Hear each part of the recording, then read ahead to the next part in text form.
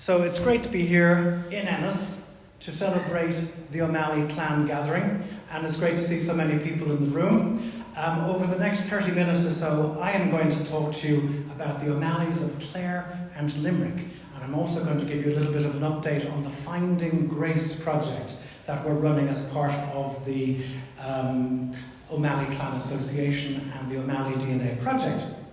So, to start off with, DNA kits are available, and I know that about 40% of the people in this room, it's your first clan gathering. So a very big welcome to the newbies, to the ones who haven't been here before. Welcome O'Malleys to the gathering.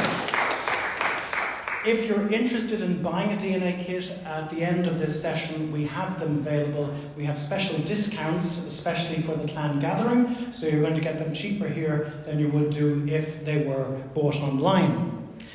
And if we look at a map of the O'Malleys from the 1850s, you'll see that there's a very big concentration of O'Malleys in the Mayo area, but there's also a second big concentration of O'Malleys in the Limerick and Clare area. And if we move up to the 1911 census, you see that there is a gathering of O'Malleys here around Clare and Limerick. And if we move over to the O'Malley surname, this is the Malley surname, the next one is the O'Malley surname, there's a very unusual thing happening in Ennis. Let's have a look. This is O'Malley, and they're around the Limerick area. This is Malley without the O, and they're all concentrated around Ennis. So it looks like that the Malley name was more common on the Ennis and the Clare side of this particular area, and the O'Malleys were more common on the Limerick side. So that could be something to look out for when you're doing your family tree, to see whether the surname that was common in your family was Malley with the O or Malley without the O. Moving on to the next slide,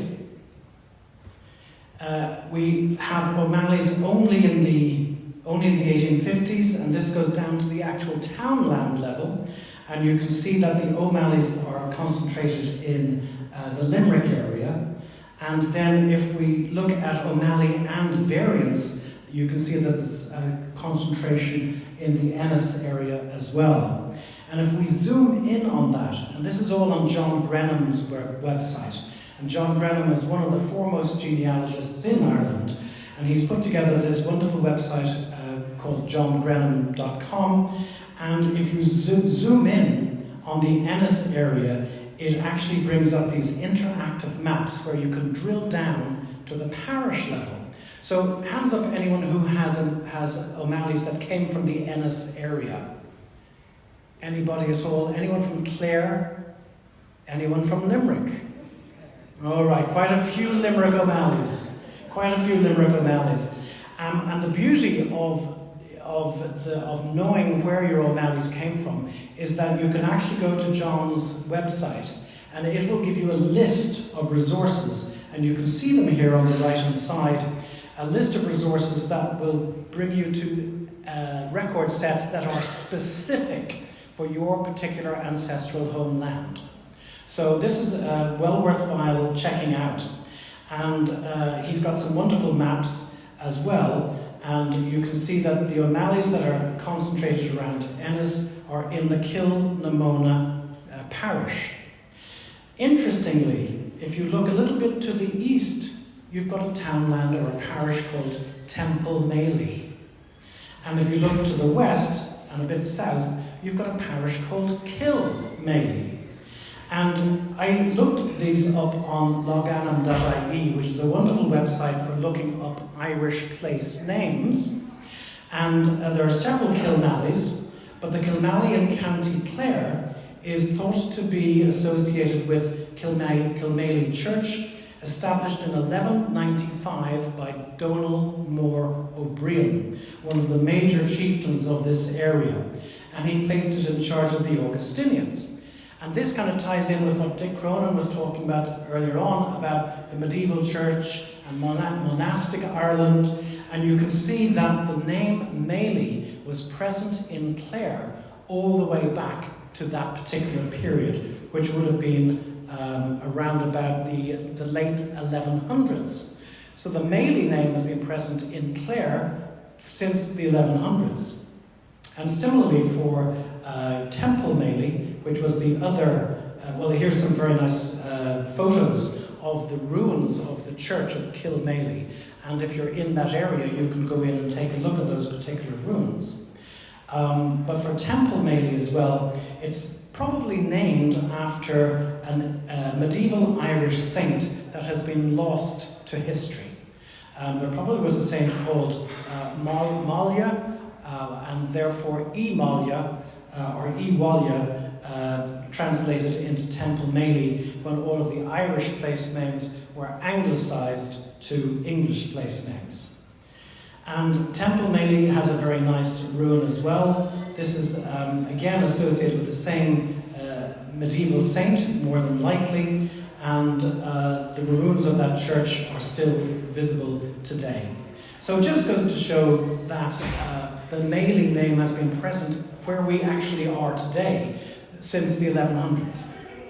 Now, there are very many famous O'Malleys from the Clare and Limerick area, and we do have conference stands outside that list some of them, but they include Thaddeus O'Malley, who was a radical priest born in Garryowen, which is on the Limerick-Clare border, and he advocated for federalism, Irish nationalism, and a state-funded education back in the early 1800s.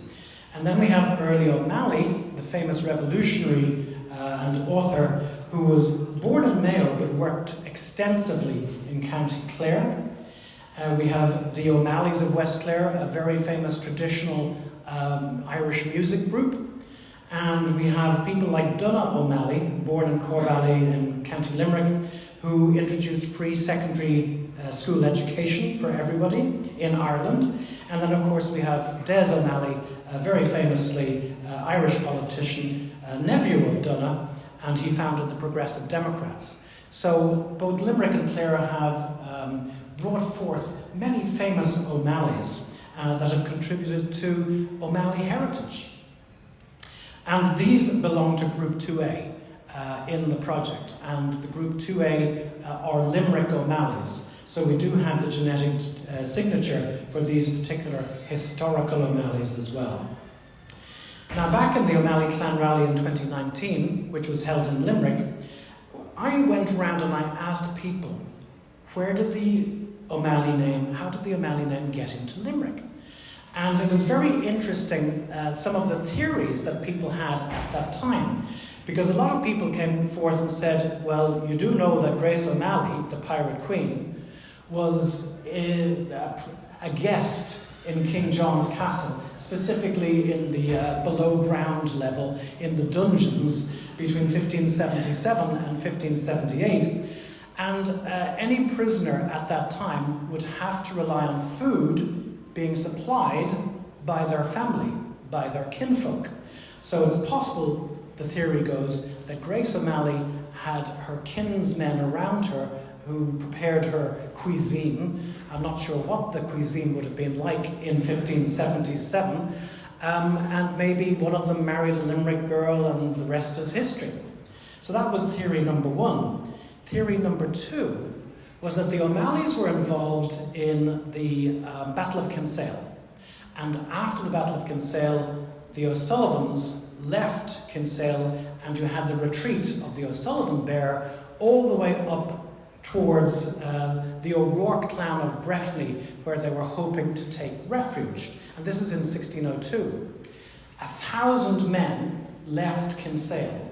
37 survived to arrive in Breffni, seeking refuge with the O'Rourkes. And they were attacked by the English. They were also attacked by the Irish, and their numbers dwindled over time, but some of them may have got lodged in Limerick or caught in Clare and married local women and created a little colony of Mayo O'Malleys in Clare. So that was theory number two. The third theory was that there was some bishop who came down from Mayo to Limerick, and when he saw the fertile grounds, fertile lands surrounding us, he said to his kinsmen, "You have to come down here, the farming is much better." And so they brought their families down, and that's how the O'Malleys got into Clare and Limerick. A fourth theory was, of course, that the O'Malleys were powerful by land and sea. They were great merchant traders, they were great sailors, and they traded furs and sheep's wool and live sheep, not just with the rest of Ireland, but also with the continent. So in many, many ways, and Anne Chambers has said this in her previous talks, the O'Malleys were exposed to European culture in a way that the rest of Ireland might not have been. And they took a lot of that culture back with them to Mayo. But it's possible that some of these merchants married a Limerick girl, settled in Limerick, and that's how the O'Malley name came to Limerick. But if we look at surname dictionaries, and this is Wolf's Surname Dictionary, you can see that it says the name O'Malley is associated with a Connaught family, who were chiefs of the two Ools, now the baronies of Burris Ool and Murrisk in the west of County Mayo, and were particularly celebrated as naval commanders, being called the Mananans, or sea gods of the Western Ocean, and having a considerable fleet always under their command. That's the first group of O'Malleys. But read what's down below, and it says they were also a Thomond family, and this area we're in is Thomond. And they were chiefs of Tua Limni, and this was a district in the neighbourhood of the city of Limerick. So it was this particular group that I was interested in when we found that there were two genetically distinct groups of O'Malleys, one from Mayo, which was expected, and another one from Limerick. And the question that came to my mind is, which of these theories is correct? And there's two things I'm going to talk about that shed some light on these theories, and that is firstly the Black Book of Limerick, which is a medieval manuscript, and DNA. So this is going to take us back to documentary evidence from the Middle Ages, from the 1100s up to the 1400s. When I actually look at the more modern records, the earliest birth I could find for an O'Malley was 1746 in Limerick. The earliest marriage was 1743, and the earliest death was 1697. Now bear in mind that Grace O'Malley, the Pirate Queen, was born around about 1530 and died about 1603. So these would have been after Grace O'Malley. But there were no O'Malleys in the Civil and Down survey of the mid-1600s, or in the 1641 deposition, or in the Tudor fians of the 1500s. But there is evidence of the O'Malleys in medieval manuscripts. So for example, there was a Thomas O'Malley, who was the abbot of a Cistercian monastery founded in Monasteranina, and he was there in 1261. So now we have documentary evidence that the O'Malleys were in this area in the 1200s. And also Brian Hodkinson, who has attended some of these gatherings. I'm not sure if Brian is in the audience, but he put together a wonderful list of people in medieval Limerick. And among them was a D. O'Malley in 1207, who was the canon of Limerick. And there was a John O'Malley who was there in 1380, and he received a bequest in the will of Gillian Beaufort. And there was a Henry O'Mallow, who was a cottager in Athnesi, and that was in 1341. And all of this shows that the O'Malley name has been here in Limerick since medieval times. And another important source that you will have wonderful hours of fun consulting are the Victorian scholars and antiquarians. And Dick Cronin mentioned some of them in his talk. We have John O'Donovan, who was an Irish language scholar in the early 1800s. John Ferrer, bookseller, printer and newspaper editor, and Limerick's first mayor in the late 1700s. Maurice Nanahan, a newspaper editor and also mayor of Limerick with a keen interest in the history of Limerick. T.J. Westrop in the late 1800s, an Irish antiquarian and archaeologist. Here you can see him peeking out of one of the Clare caves. And then there were others like John Begley, again in the late 1800s, and James McCaffrey in the early 1900s, an Irish priest and theologian. And these antiquarians have gone through records that were available at that time, which since may have been destroyed in events like, for example, the big fire in the Public Record Office in 1922, when 800 years of Irish history sadly just went up in smoke. A lot of that is now, we're trying to recoup that, because there's a great restoration project called Beyond 2022 in operation, and a lot of what was there and was destroyed, they have found copies of those books and those documents in other universities, in other libraries. Those are being digitized, and we're recreating a partial digital reconstruction of the Public Record Office as it was in 1922. But some of these antiquarians spoke about, for example, the Tualimni tribe and the lands of the O'Malleys, where they were chiefs. Westrop's ancient castles talk about the O'Malley tribe, which held lands in Knocknagowl or Ballyclough. And again, Westrop's Antiquities talks about the Iwalya of Cruiwalya, or Cruimally. And he describes these O'Malley tribes as petty tribes, rather families rather than septs. So there were a variety of families in the Limerick and Clare area that weren't large enough to be a large tribe like the O'Briens or the O'Connors or the McDermotts, but they were rather small tribes, more like large family groups, and that's important when we come to look at the DNA. The other thing is that Westrop describes how a colony of the Burkes came from Mayo and settled in the Limerick area, and they may have brought O'Malleys with them. So theory number 6 is that the O'Malley name arrived with the Burkes. Now this is where Tualimni actually was. That's the barony of Pubblebrien, roughly, and it was bounded by the estuary of the Shannon and the River Meg. So the River Meg is here on the western side and the River Shannon on the northern side. And there were multiple petty tribes in this area. But the land occupied by the O'Malleys of Limerick was either Knocknagowl, and there is the civil parish of Knocknagowl in yellow, and the townland of Ballyclough, or Ballinaclough, as it was sometimes called, is indicated there in orange. It is now a golf course, so any O'Malleys who like to do a round of golf, you should go and have a round of golf on your own land. So the interesting thing also is that this land lay within the liberties of Limerick. And the Black Book of Limerick, which is this medieval manuscript, and it was translated, or at least transcribed, by James McCaffrey in 1907. It's a 76-page manuscript written on vellum, calfskin, and parchment as well. And it's a compilation of various medieval documents, grants, and inquiry into property held by the church, and ecclesiastical tax returns. And these date from 1194, the end of the 1100s, all the way up to the 1400s. So it spans at least 200, if not 300 years of Irish history, the 1200s, the 1300s, and the start of the 1400s.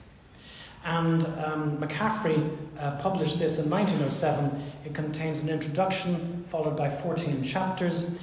The transcription is in Latin, and there is no specific translation for this, but there are English versions of what was written available online. And Brian Hodkinson from this area created an expanded index in 2009. And what this medieval manuscript illustrates is the curious interplay between royalty, specifically King John, who built King John's Castle in Limerick, the bishops, the citizens of Limerick. Now, that's not people like you and me. These would be the hoi polloi. These would be the people that were landed gentry, aristocracy. And then there were the Irish. So that's us. So there was a real interplay between these individuals, and there was a real power struggle over this land. And the O'Malleys were an Irish clan, an Irish tribe here in Limerick, but this apparent timeline dates from 1194, when King Donald O'Brien, in Ireland it's King Donal Mór O'Brien, he granted land to the Bishop of Limerick. And then he died and the Normans regained control. So what happened to the land? It went back to the Normans. And then King Richard granted the first charter to Limerick in 1197, but he died shortly after. And then King John became king and he built his King John's Castle in 2011. So that was 2011. Around about the same time, he granted 40 carucates of land. Now, a carucate is roughly 120 acres. And he granted it to the citizens of Limerick. And this included 10 carucates of the land that was occupied by the O'Malleys. These later became the liberties of Limerick. And 24 of those liberties are on the Limerick side of the Shannon, and 16 of those liberties are on the Clare side of the Shannon. And then in 1215, King John granted an annuity to the bishop, but he wasn't able to pay it the following year, so he gave the bishop back some of the land that he'd given to the citizens held by the O'Malleys. Then the bishop gives it away in 1230 to another bishop, and then 44 years later it says that the 40 carucates had been encroached upon by the Irish. So in other words, the Irish just kind of muscled their way in slowly over the years and managed to get back some of the land, at least the use of the land that had probably been theirs initially. So it's very interesting to see this three-card trick and the land going from ownership to ownership. And we also have records of the ownership of the same land in the 1300s and then in the 1600s as well.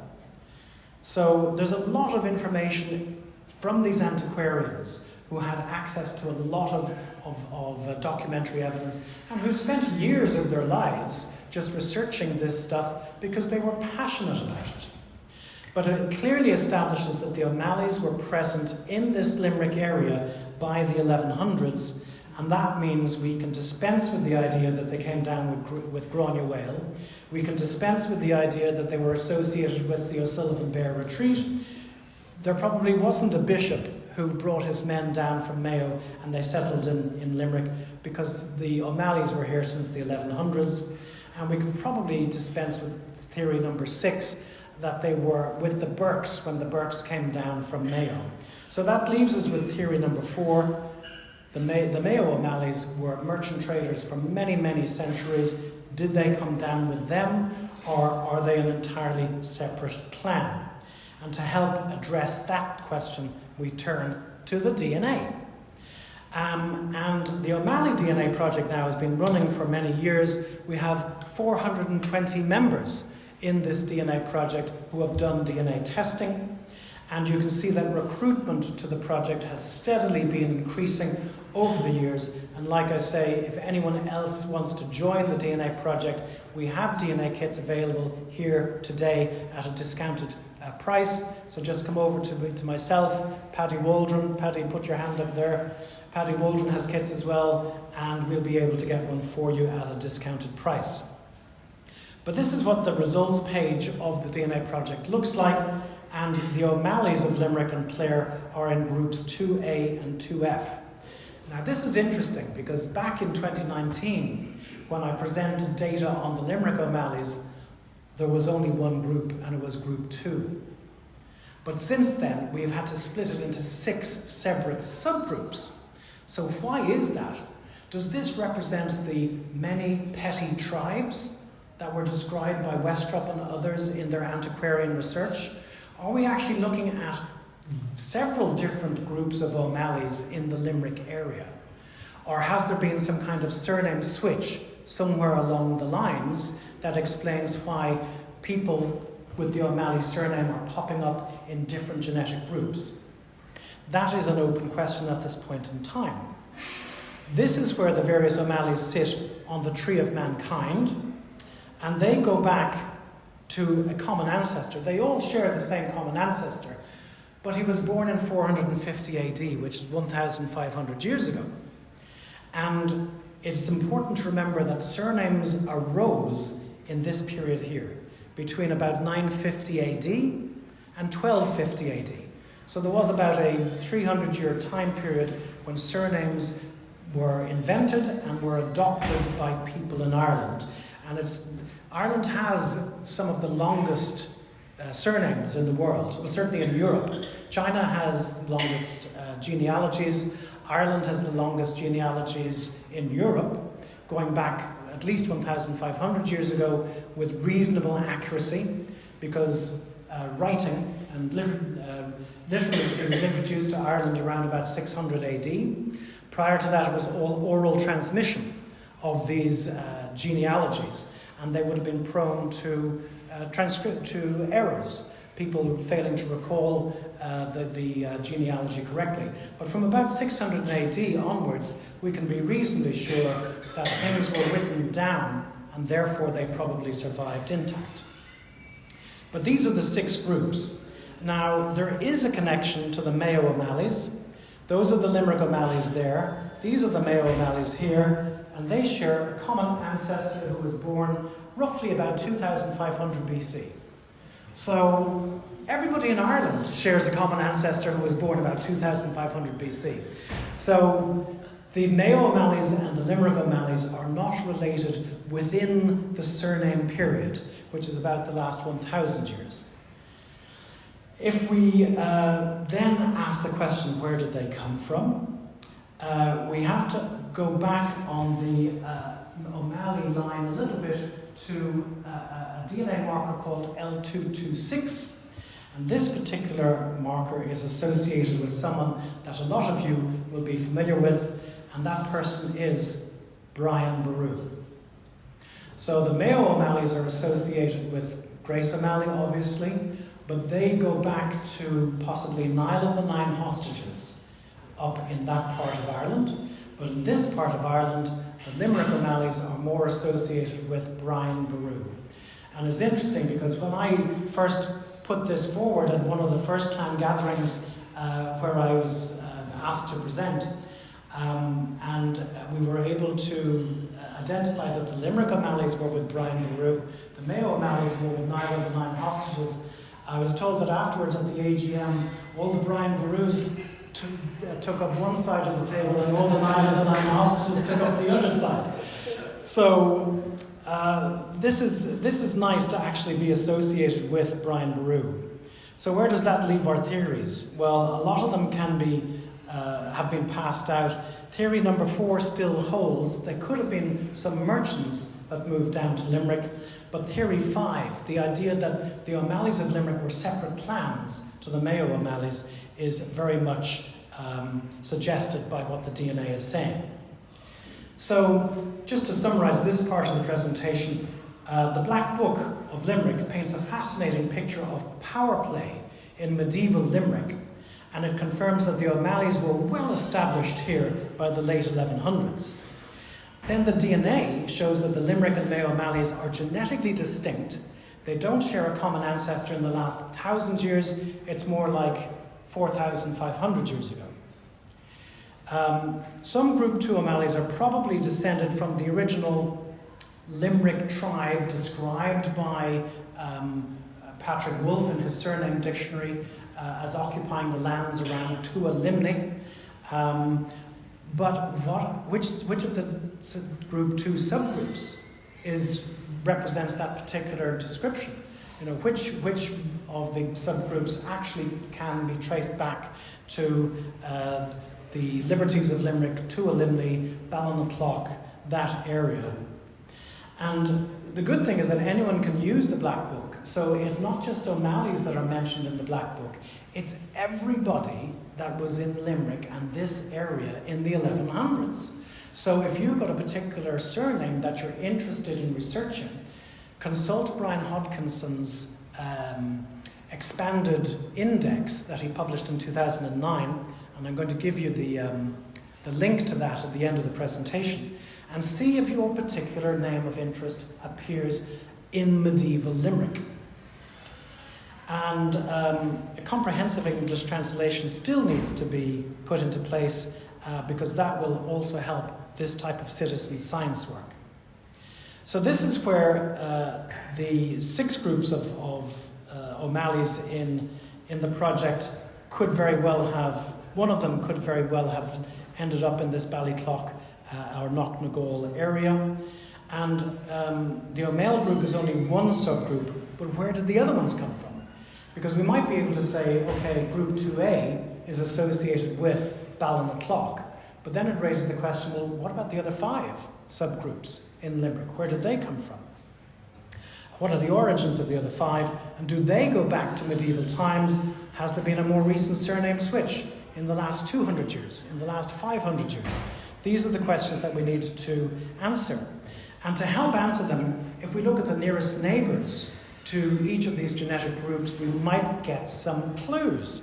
And there were some very interesting things that arose out of this particular exercise. So this is again the Limerick O'Malleys. Just for reference, Brian Boru is down here. That's where he attaches to this tree of mankind. And you can see at the bottom, if you follow it out, he is more closely related to group 2F in the project than any of the other subgroups. So if you belong to group 2F, you and Brian Boru are probably 9th cousins 34 times removed. Isn't that really edifying? Now, the other thing to say is that under this particular DNA marker here, which goes back to 450 AD, there are 6 immediate descendant branches currently. Below that, there are 379 total sub-branches, and sitting on these sub-branches are 1,071 descendants. And the O'Malleys only make up 11 of those 1,071 descendants, which is only 1%. So 99% of the people on this particular branch are not called O'Malleys. So how did the O'Malleys end up in this particular group? Now we might get some idea from the Irish medieval genealogies, and this one is Rawlinson 502, but if you look up at the very, very top, you'll see in the year 710 that Mália, Moch Codley, Moch Orhula, Moch Echdach was born. That means Mália, the son of, Moch means the son of Codley, the son of Orhula. So we do have an individual called Molly, or Mália, dating to 710 according to some of the old Irish genealogies. And this raises the question, was he the eponymous ancestor of the Cruy Molly? Or was it maybe one of the later descendants of this particular chap who also took the Mália name that was the eponymous ancestor and gave rise to the O'Malley surname in this part of the country? Codley could be related to Keeley, and apparently the O'Malleys and the Keeleys were the 2 chiefs, the 2 main chieftains around Tualimni. I did check, and there's only 1 Keeley in the L226 project, and they haven't done the Big Y test, so I can't compare them to where the other subgroups sit. But it could very well be that if they did the Big Y test, we might see that the Keeleys and the O'Malleys were actually related to each other. But at this point in time, we don't have enough people tested to make that kind of conclusion. And it brings us back to the petty tribes, because there were many other names: Gunning, Burke, Kenalmechan, Collucur, Corca Wirkat, Corca Iha, Frawley, O'Meacham, O'Ross. There are other petty tribes that were in this area, and it would be very interesting to see if a lot of them are related to each other, and specifically if some of them are related to the subgroups that we see for the Group 2 O'Malleys of Limerick. So I looked at the Big Y block tree for some of the people in each of these subgroups, and this is groups 2A, which is down here in the middle, and they're all related by a common ancestor who lived around about 1741. So everyone who's tested and has been placed in Group 2A, they may only go back to about 1800, but if we did have the records, or we found somebody with the family Bible, or rare records that are not in any public repository, but have been sitting in somebody's attic for the last 10 decades, if we could get access to that, and we were able to go back further along their documentary family tree, we might find that they actually have a common ancestor in the mid-1700s. But before that, the nearest genetic cousin that they have shares an ancestor with them from about 800 AD. So that's not really helpful in terms of finding out how these people are related to their neighbours. There aren't enough genetic neighbours close by. Similarly, for Group 2C, we have these people here in Group 2C have a common ancestor roughly about 1450, and prior to that, their nearest genetic cousins have a common ancestor with them from about 1000 AD, which is within the surname era. And I don't know if you can see this down here, but they are their nearest neighbours include two people called Barry, a person called Abbott, and a person called Halls. So it could very well be that the Group 2C O'Malley's were previously Barrys before they became O'Malley's, or it could be vice versa, the other way around, that they were previously O'Malley's and some of the O'Malley's became Barrys for some reason that we don't know at this point in time. Moving on to Group 2D, again there is, here's Group 2D here. They have a common ancestor roughly about 1750, but prior to that the nearest common ancestor with their genetic neighbours is 600 AD. Moving on to Group E, they have, they're closely related to people called MacMahon. Are there any MacMahons in the audience? There's a few. So, were the MacMahons previously O'Malley's? Were the O'Malley's previously MacMahons? This is an interesting question that's raised by the DNA for Group 2E.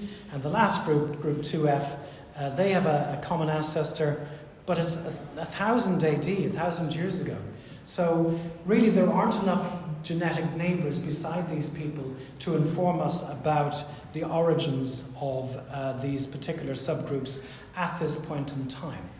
But more and more people are doing the DNA test, more and more people are turning up in our matches, and in the next 5, 10, 20 years, what we're seeing here will become a lot more clear. So that is where we are with the Limerick O'Malleys. They are a separate genetic group to the O'Malleys of Mayo, with one very important exception. And that's our chieftain. Our chieftain here is in Ennis, but her family comes from Clare Island in Mayo. And if we go back to Denise's great-grandfather, he was born in Clare Island. So we have a Clare O'Malley whose ancestry actually comes from Mayo. And this relates to theory number 4, that the O'Malleys have travelled around, and it is very, very true. It illustrates the point that native of Clare. You're half native of No, we're not native. You're not native of Clare at all. 44 years in Clare. 44 years in Clare, you see. Yeah. So the O'Malleys moved around, and this could have been apt back then as it was today. So speaking of the Mayo O'Malleys, I'll give you a brief update on Group 3A and the Finding Grace project. We have 63 members in Group 3A, which is the Mayo O'Malleys, and 2/3 of them have done the Big Y test. So we've got a lot more information on the Mayo O'Malleys than we do on the Limerick O'Malleys. Here they are on the group time tree, and you can see that all of them sit below this particular marker here, which is BY35730, with an age estimate of 700 AD, which is before the surname period. And all but one of them sit on the DNA marker below that, BY35760, which has an age estimate of 1092, which is within the surname era. So that is probably the most likely candidate for the person. Well, it comes closest to the person that gave the O'Malleys their name in Mayo. And there are 3 major branches below that particular marker. But the largest of these is branch FT86146, which has an age estimate of 1235. And currently our working theory is this represents, as close as we can find, the DNA marker that was passed on by Grace O'Malley's great-grandfather. So if, just to show where Chieftain Denise sits, she's sitting there on the second of these branches, these three major branches. Denise is on a branch, and her common ancestor with the other people on this branch was born about 1661. So we may not have the documentary evidence that actually takes us back to 1661, but we do have the DNA evidence that points us that this is where the common ancestor for that particular branch of the tree of mankind sits. Now, the particular branch that I'm speaking of that we think is Grace O'Malley's, and the reason why we think it's Grace O'Malley's is because the Ross House O'Malley's have DNA tested, and there is a new addition there from the last update. They have a written history that goes back to Grace O'Malley's great-grandfather. Similarly, the Ballyburke O'Malley's are related to Owen of Burrishoole, and they have a pedigree that goes back to Grace O'Malley's great-grandfather as well. So we have two people with a pedigree that on paper goes back to Grace O'Malley's great-grandfather.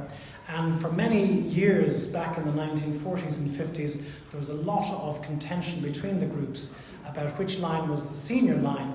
But what DNA has shown is that they're actually more closely related to each other than they had hoped.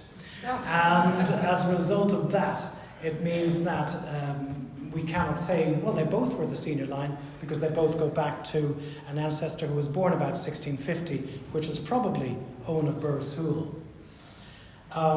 If we look at the line of Grace O'Malley's it's actually her great-great-grandfather. He was born about 1400, and the DNA marker FTA 85293 has an age estimate of 1409. So our best bet is that this is the DNA marker for Grace O'Malley's great-great-grandfather. And it also means that anyone who sits on this particular branch or matches this or sits on any of these sub-branches below is either a third cousin 14 times removed to Grace O'Malley, or in the very best case scenario, she is your 15 times great aunt. So that is what the estimates from the DNA is telling us.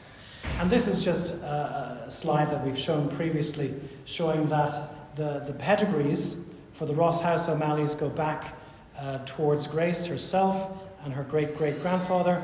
The Ballyburke O'Malleys go back also to the great-great-grandfather, but the DNA is showing that they're actually connected more closely around 1646, the mid-1600s, rather than 1400, which is when Grace's great-great-grandfather would have been born.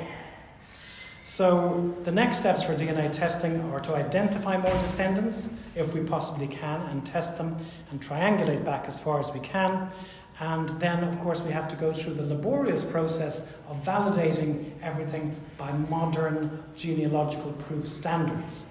And a great example of that is by Yvonne Hoytink. So if you're interested in the type of work that's involved in proving each generation back in time, Yvette has got a wonderful 30-blog series where she goes back 30 generations from her son, generation by generation by generation, using documentary evidence to Eleanor of Aquitaine, who was born in 1124. So this is a genealogically proven family tree that goes back practically 1,000 years. So that's all that I have to say to you. I know that a lot of you are going to be hungry, that you've had your hors d'oeuvres, and now you want to get onto the main course. So I will leave it there. Very happy to answer any questions, or if you want to catch me at any time over the weekend, please do come up and say hi and ask any genealogical questions that you want. And like I say, myself and Paddy have DNA kits if you're interested in the DNA testing. Thanks very much.